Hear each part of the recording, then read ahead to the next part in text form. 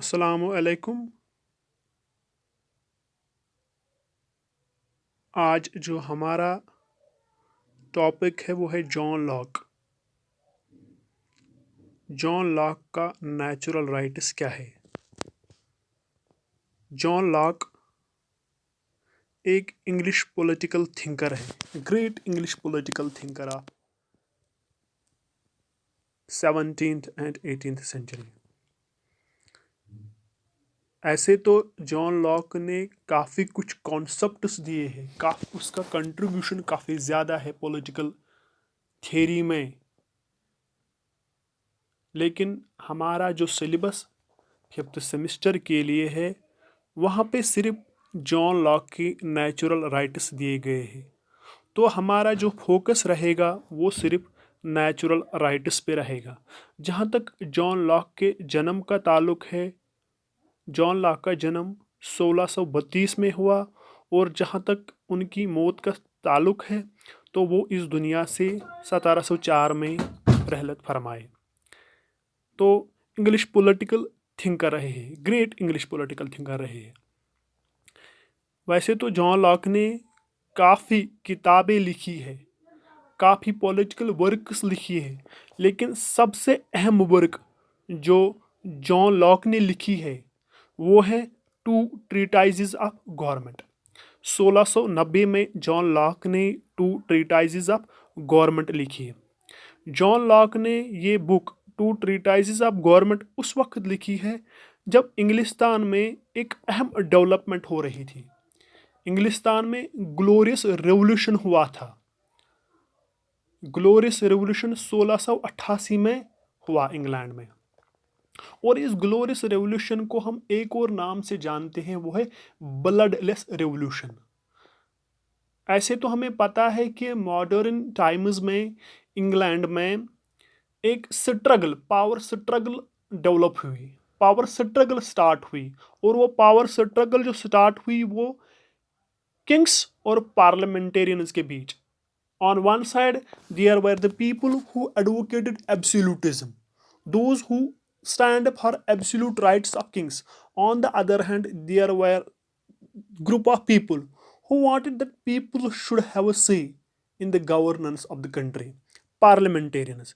तो 1688 में इंग्लैंड में एक घटना घटती है। वो घटना क्या थी? ग्लोरियस रेवोल्यूशन, जिसको हम ब्लडलेस रेवोल्यूशन के नाम से भी जानते हैं। जब भी हमें किसी रेवोल्यूशन के बारे में देखते हैं, नज़र रखते हैं या पढ़ते हैं, तो हमारे ख्यालों में, हमारे ख्यालात में ये आता कि खून रेजी हुई होगी, लेकिन ये वाहिद रेवोल्यूशन था मॉडर्न टाइम्स में इंग्लैंड में जहाँ पे खून रेजी नहीं हुई, rather peaceful transition of power हुआ from absolute kings to the parliamentarians. तो पार्लियामेंट्री डेमोक्रेसी का एवोल्यूशन, एक अहम डेवलपमेंट जो हुई थी वो थी 1688 में। तो जॉन लॉक ने उसी वक्त अपनी work to treatises of government लिखी है। Lock welcomed William of orange, क्योंकि जब इंग्लिस्तान में ये रेवोल्यूशन आया उसके बाद जो बादशाह आए उसका नाम था William of Orange. Locke welcomed William of Orange as the great restorer and lawful ruler. Besides this classic and immortal work, जो ऊपर मैंने किताब आपको बोली है टू ट्रीटाइजेस ऑफ गवर्नमेंट, इसके अलावा भी जॉन लॉक ने कुछ किताबें लिखी है, जैसे लेटर्स कंसर्निंग टॉलरेशन, ये 1689, 90 और 1692 में लिखी उसने। An essays concerning human understanding, ये भी 1690 में उसने लिखी। और सम थॉट्स ऑफ एजुकेशन, ये 1693 में जॉन लॉक ने लिखी है। लेकिन सबसे अहम वर्क जो जॉन लॉक की, जिसको हम पॉलिटिकल थियरी में, जब हमें जॉन लॉक की पॉलिटिकल फिलॉसफी पढ़नी पड़ती है, तो वो है टू ट्रीटाइजेस ऑफ गवर्नमेंट। जो जॉन लॉक की book the two treatises of government है, इसके मेनली दो पार्ट्स हैं। पहला पार्ट वो है जहाँ पे जॉन लॉक फिल्मर, जो एक ग्रेट इंग्लिश पॉलिटिकल थियरिस्ट रहे हैं, फिल्मर को वो रिफ्यूट करते हैं, उसकी थॉट को वो रिफ्यूट करते हैं।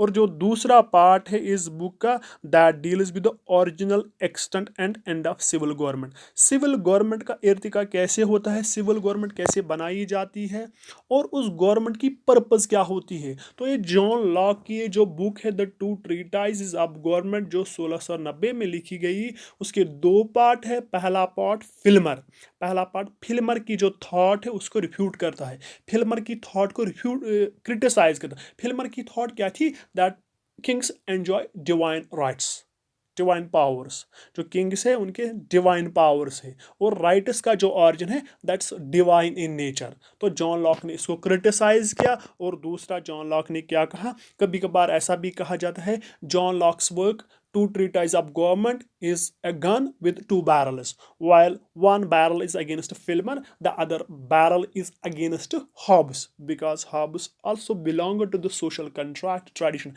But unlike Locke, he advocated, he supported absolutism. Important concept in Locke's political philosophy is that of natural rights.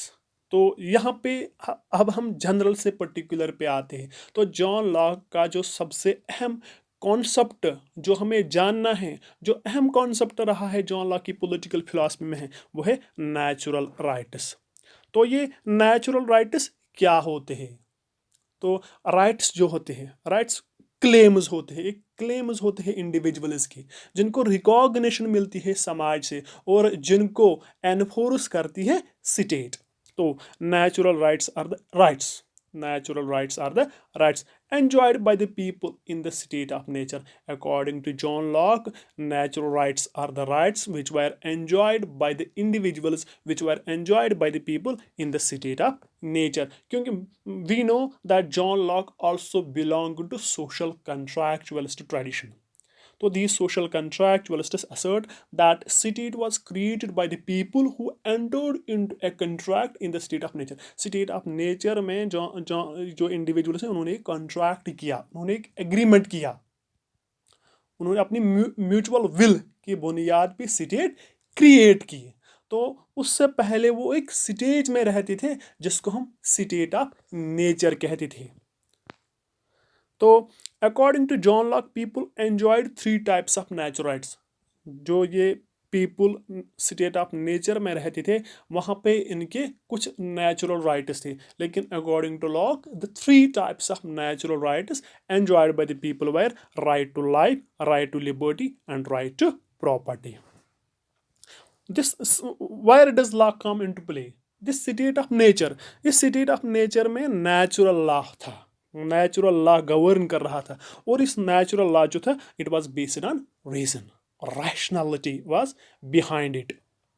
According to John Locke, the end of the law, that is natural law, is not to abolish or to refrain one's freedom, restrain one's freedom. इस natural right, natural law जो govern कर रहा था natural state of nature में, इसका main काम था, इसका मेन काम ये नहीं कि ये लोगों के राइट्स को एबॉलिश या उनको कम करे, रादर इसका मेन काम था प्रिजर्व और एक इंसान की फ्रीडम को एनलार्ज करना, एक इंसान को ज़्यादा से ज़्यादा फ्रीडम इंश्योर करना।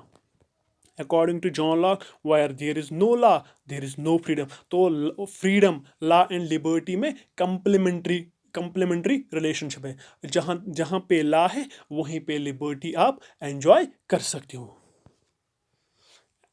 Of all the natural rights which were available to an individual in the state of nature, जैसे life, liberty and property, John Locke सबसे अहम फोकस, सबसे ज़्यादा इम्पोर्टेंट, सबसे ज़्यादा सिट्रस कंसंट्रेशन देते हैं राइट टू प्रॉपर्टी पे। Right to property is intimately connected with the right to life and liberty. अगर हम एक्सक्लूसिवली कहेंगे एक इंसान के पास कितने किस्म के राइट्स थे, हम कहते हैं right to life, liberty and property, but narrowly John Locke कहता है कि एक इंसान के पास सिर्फ एक राइट है। इंडिविजुअल्स जो स्टेट ऑफ नेचर में राइट्स एंजॉय करते हैं, सिर्फ एक राइट था, एक किस्म का अधिकार था, वो क्या था, that's a right to property, because one's life is his property. One's जब आपकी लाइफ है तो accordingly you will enjoy your freedom in the way you desire, because John Locke, after all, belonged to classical liberalism. He belonged to the tradition of early liberals. They asserted that state has a very limited role to play as far as individuals' actions are concerned. Among all these natural rights, Locke is more focusing on right to property. According to Locke, man is a property acquiring animal. According to Locke man is a property acquiring animal. अगर हम Aristotle की एक statement को जहन में लाएंगे तो Aristotle कहते थे man is a social and political animal. तो इंसान क्या है, वो सोशल सामाजिक जानवर है, वो समाज के बाहर नहीं रह सकता है। यहीं पर जॉन लॉक एक स्टेटमेंट देता है कि man is a property acquiring animal, क्योंकि we know in state of nature everything was held in common. तो in the being man creates property. तो ये प्रॉपर्टी कैसे डेवलप होती है? Man creates property by mixing his labour with the objects of nature. जो nature ने हमें objects दिए हैं, जो हम कॉमनली एंजॉय कर रहे हैं, तो जब एक इंसान वहाँ पे अपना लेबर एक्सपेंड करेगा, he will create a property in order to make the efficacious and profitable use of resources which have been bestowed by nature to the people which were held in common. These resources which were held in common, उनका अच्छा इस्तेमाल करने के लिए, उनका proper use करने के लिए man needs to put his labour. इंसान को अपना हाथ इस्तेमाल करना है, इंसान को एक्शन करनी है, एक्शन के बाद ही आप प्रॉपर्टी क्रिएट कर सकते हो। Man owns his own person, his hands and limbs. The object with which he mixes his labor becomes his own property by right. तो इंसान का ये राइट है कि अगर वो अपना हैंड, अपनी लिम्ब्स इस्तेमाल करेगा ऑब्जेक्ट्स के साथ, ज़मीन में जो रिसोर्सेज है उनके साथ, तो that will become his property. तो lock being the advocate of early liberalism, being the proponent of classical liberalism, he believes in the labor theory of value, which means the price of a commodity is determined by the amount of labor expended in manufacturing it. However, Locke does not believe in unlimited right of appropriation. लेकिन यहाँ पे John Locke जो है वो ये कहता है कि एक इंसान अनलिमिटेड राइट ऑफ अप्रोप्रिएशन इसका नहीं है। ये सभी प्रॉपर्टी, सभी ज़मीन अपने नाम नहीं कर सकता है। There are certain limitations. जो पहली लिमिटेशन है labour limitation, one can appropriate only that much with which he has mixed his labour. John Locke कहता है कि एक इंसान सिर्फ उतनी प्रॉपर्टी अपनी कह सकता है, अपनी रख सकता है, जितने के साथ इसने अपना लेबर मिक्स किया होगा। जहाँ जहाँ पे एक इंसान ने अपना लेबर मिक्स किया होगा, that becomes his property. And एक इंसान पूरी ज़मीन पे अपना लेबर एक्सपेंड नहीं कर सकते। There are others. दूसरा, सफिशेंसी लिमिटेशन। सफिशेंसी लिमिटेशन कहता है which is required by him, उतना ही वो हासिल कर सकता है जितनी उसकी ज़रूरत है, और उसे दूसरे लोगों के लिए भी रखना है। जो फ्रूट है, फ्रूट में सिर्फ वो उतना अपने लिए रख सकता है जिसकी उतनी जो उसकी ज़रूरत है, ज़रूरत के मुताबिक वो अपने पास रख सकता है, दूसरों के लिए भी रखना है।